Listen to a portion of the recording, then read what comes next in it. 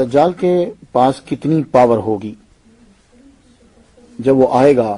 آئیے حدیث مبارکہ کی روشنی میں جاننے کی کوشش کرتے ہیں۔ سب سے پہلے تو یہ ہے کہ دجال جب برمودا ٹرائنگل کے کسی جزیرے سے نکلے گا، وہ قید ہے، جس دن اس کے خروج کا اللہ کی طرف سے حکم ہوگا اس دن اسے بہت غصہ آئے گا۔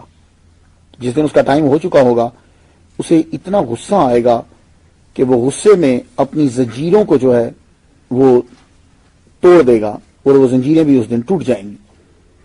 جیسے کسی طاقتور کو رسیوں سے جکڑا ہو، پھر ایک دم وہ اپنی طاقت کا مظاہرہ کرے، چیخے، ہاتھ پاؤں کو کھینچے، بالکل یوں ہی اس دن دجال کرے گا اور وہ زنجیریں جو ہیں وہ ٹوٹ جائیں گی۔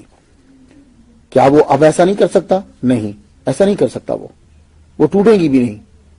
جب اللہ کا حکم ہوتا ہے، کتنی ہی طاقت ہو، کتنے ہی حالات موافق ہوں، وہ کام اسی وقت ہوگا جب اللہ تعالیٰ کی طرف سے آرڈر آتا ہے۔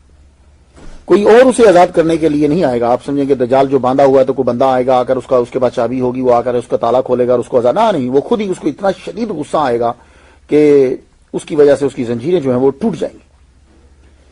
اب وہاں سے نکلتے ہی پہلے یہ ادھر کا رخ کرے گا جہاں اس کے چاہنے والے اس کا انتظار کر رہے ہیں۔ تو دجال کے چاہنے والے انتظار جہاں کر رہے ہیں، شام و عراق سے ہوتا ہوا یہ اصفہان میں پہنچے گا۔ وہاں ہزاروں کی تعداد میں اصفہان کے اندر یہودی جو ہیں اس کی جماعت میں شامل ہو جائیں گے پہلے ہی۔ اور یہ شامل کیوں ہوں گے؟ یہ لوگ کیوں شامل ہو جائیں گے؟ وجہ یہ ہے کہ یہ آج بھی اپنی عبادت میں اس کی رہائی کی دعائیں کرتے ہیں کہ اللہ تعالیٰ نے حضرت داؤد علیہ السلام کی نسل میں سے ایک بادشاہ کا وعدہ کیا تھا ان کے عقیدے کے مطابق، جو آ کر ان کی حکومت کو قائم کرے گا۔ یہ اپنی کتابوں میں اس کو مسیح داؤد بھی کہتے ہیں۔ اور یہ جو جب دجال آئے گا تو عورتوں کی بھی بہت بڑی تعداد جو ہے وہ اس کے گروپ میں شامل ہو جائے گی۔ مسند امام احمد میں ہے کہ مرد جو ہیں وہ اپنی قریبی رشتہ داروں یعنی ماں، بیٹی، بہن، پھوپھی، ان کو وہ رسیوں سے باندھ دے گا۔ مرد جو ہے یہ کہیں دجال کی طرف نہ نکل جائیں۔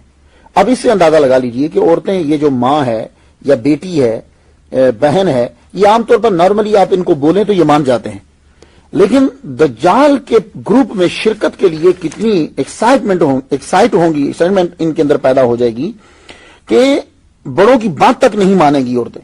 تو پھر کیا ہوگا کہ مومن مرد جو ہیں وہ کیا کریں گے؟ وہ ان کو رسیوں سے باندھ دیں گے کہ کہیں یہ ان کے گروپ میں شامل نہ ہو جائیں۔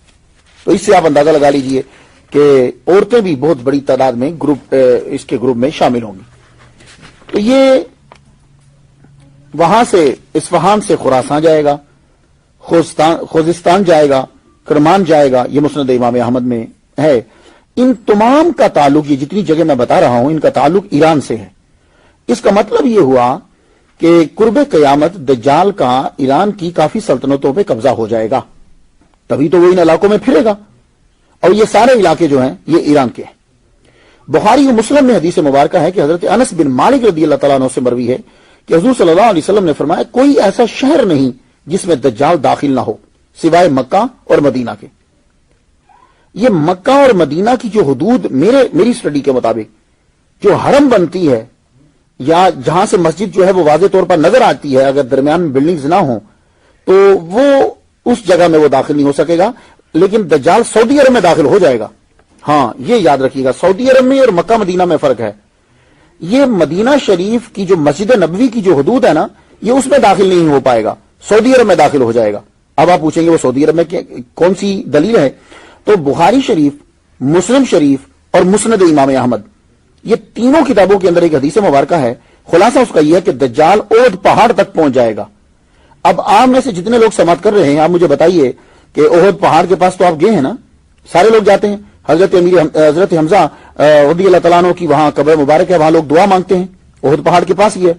تو احد پہاڑ تک دجال جو ہے وہ پہنچ جائے گا۔ یہ بخاری میں بھی ہے، مسلم میں بھی ہے، مسند امام احمد میں بھی ہے، اور وہ دور سے مسجد نبوی کو وہاں دیکھے گا، احد پہاڑ کے پاس یہ بھی اور اس کے ساتھی بھی۔ تو دیکھے گا مسجد نبوی کو اور اپنے ساتھیوں سے بولے گا دجال، وہ سفید محل دکھائی دیتا ہے، یہ مسجد احمد ہے، یعنی نبی محمد صلی اللہ علیہ وسلم کی مسجد ہے۔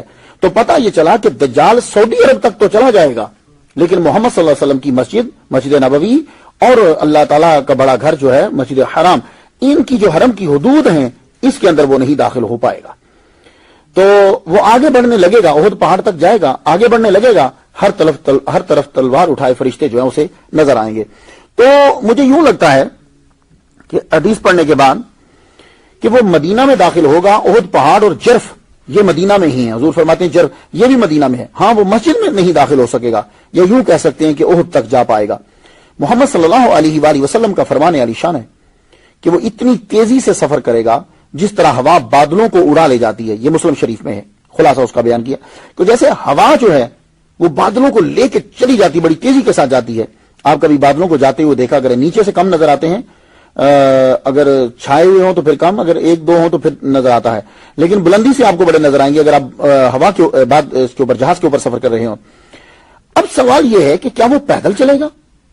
دجال جب آئے گا تو کیا پیدل چلے گا؟ یہ تو لگتا نہیں ہے کہ وہ پیدل سفر کرے، کیونکہ اس کی ٹانگیں نارمل نہیں ہوں گی. آپ جب کھڑے ہوتے ہیں نا تو آپ کی پنڈلیوں کے بیچ میں فاصلہ جو ہوتا ہے اس سے زیادہ ہوگا فاصلہ پنڈلیوں کے بیچ میں. تو وہ پیدل بھی چلے گا، ہوائی سفر بھی کرے گا، بحری سفر بھی کرے گا، تمام سفر کرے گا. اب سوال یہ ہے کہ وہ سفر میں استعمال کیا کرے گا. تو آئیے سب سے پہلے ہم حدیث پڑھتے ہیں. حدیث شریف میں جو مسند امام احمد میں ہے، حضور فرماتے ہیں وہ ایک گدھے پر سوار ہوگا اور گدھے کے دونوں کانوں کے درمیان 40 ہاتھوں کا فاصلہ ہوگا. اب لوگوں نے اس حدیث کو پڑھنے کے بعد مذاق اڑانا شروع کر دیا. آپ کو پتا کہ سب سے آسان ترین چیز یہ ہوتی ہے کہ بندہ مذاق اڑانا شروع کر دے، کیونکہ تسلیم کرنے کے لیے تحقیق کرنا پڑتی ہے، تحقیق کرنے کے لیے ٹائم لگتا ہے، تو اتنی کون محنت کرے. اب اس حدیث کو سمجھنا تھا. دیکھیے آپ جن چیزوں کے نام رکھ رہے ہو نا، ایکسیڈنٹلی نام رکھ دیتے ہو آپ. یہ ایکس ریز، یہ کیا نام ہے؟ ریز کی تو سمجھ آ گئی، یہ ایکس کیا ہے؟ تو اسی طرح بہت ساری چیزوں کے نام آپ نے کیا کیا، وقت کے نام پہ رکھ دیے، آپ نے ان کا نام بندے کے نام پہ رکھ دیا. تو بہت ساری چیزوں کے نام بعد میں پیدا ہوئے. اب حضور صلی اللہ علیہ وسلم اگر وہ نام پہلے بتا دیتے تو اس وقت تو یہ نام تھے ہی نہیں، تو کس کو کیا سمجھ آتی.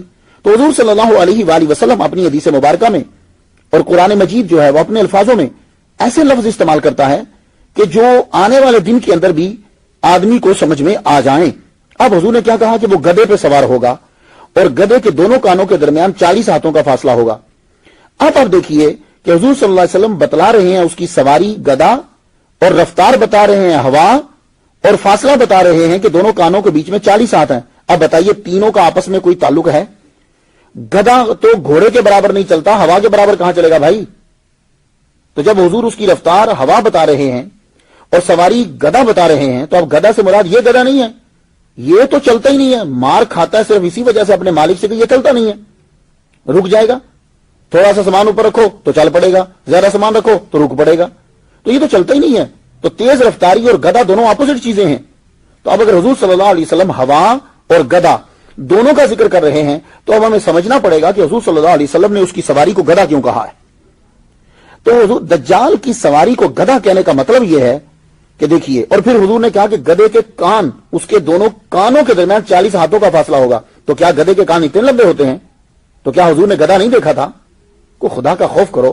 مذاق اڑانے سے پہلے سمجھو کہ حضور کیا لفظ استعمال کر رہے ہیں. ان جیسا فصیح و بلیغ اور ان جیسا ذہین انسان دنیا میں نہیں ہے.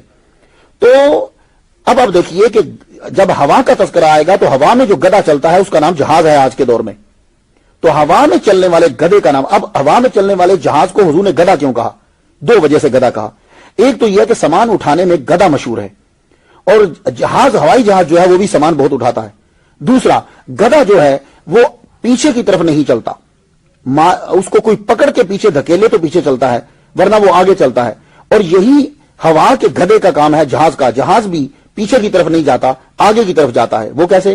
آپ کبھی جہاز میں بیٹھے ہوں، میرے تو اب عرصہ گزر گیا اس میں بیٹھتے ہوئے، تو جب بھی جہاز جو ہے وہ ہب سے پیچھے آتا ہے تو ایک گاڑی آتی ہے اس کو پیچھے دھکیلتی ہے. تو گدھا، جس طرح گدھا پیچھے خود نہیں جاتا، اس طرح ہوائی جہاز بھی پیچھے خود نہیں جاتا. اور پھر دوسری بات ہے کہ حضور نے فرمایا کہ اس گدھے کے کان جو ہیں وہ لمبے ہوں گے. تو آپ آج جا کے دیکھ لیجئے، نارملی طور پر ہوائی جہاز کی ونگ سپین جو ہے وہ تقریباً اتنی ہی بنتی ہے جتنے حضور نے 40 ہاتھ جو ہیں وہ بتلائے. تو دجال اپنے سفر کے دوران بہت سارا سامان رکھے گا، تو جہاز سامان لے جانے میں گدھے ہی کی طرح کام آتا ہے. تو معلوم ہوا کہ دجال ہوائی جہاز کا استعمال کرے گا، کیونکہ دجال نے 40 دن رہنا ہے، پہلا دن 1 سال کا ہوگا اور پوری دنیا گھومنی ہے، تو کیا گدھے پر رہے گا؟ گدھے پہ تو اس فہان سے سعودی عرب تک نہیں پہنچ سکتا۔ حقیقت یہ ہے کہ ایسے جہاز ایجاد ہو چکے ہیں جو ہوا سے تیز رفتار ہیں۔ ایک خلائی شٹل 45 منٹ میں پوری دنیا کا چکر لگا لیتی ہے، اور یہ بھی ہو سکتا ہے کہ اس کے پاس کوئی خاص قسم کا جہاز ہو۔ اسرائیلی ماہرین نے ہیرون نامی ایک طیارہ بنایا، پہلی پرواز 14 جولائی 2006 کو ہوئی، اسے منظر عام پر جون 2007 کو لایا گیا، جبکہ فی الحال یہ جہاز 30 گھنٹے تک مسلسل 225 کلومیٹر فی گھنٹہ کی رفتار سے اڑ سکتا ہے۔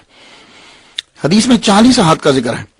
اس جہاز کے پروں کا ایک کنارے سے دوسرے کنارے تک 85 فیٹ کا فاصلہ ہے۔ عام طور پر جہازوں کے ونگ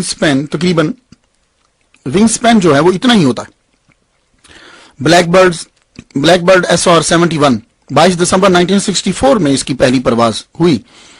اس کی رفتار 2904 مائل پر آور بتائی جاتی ہے، اور اس کا ونگ سپین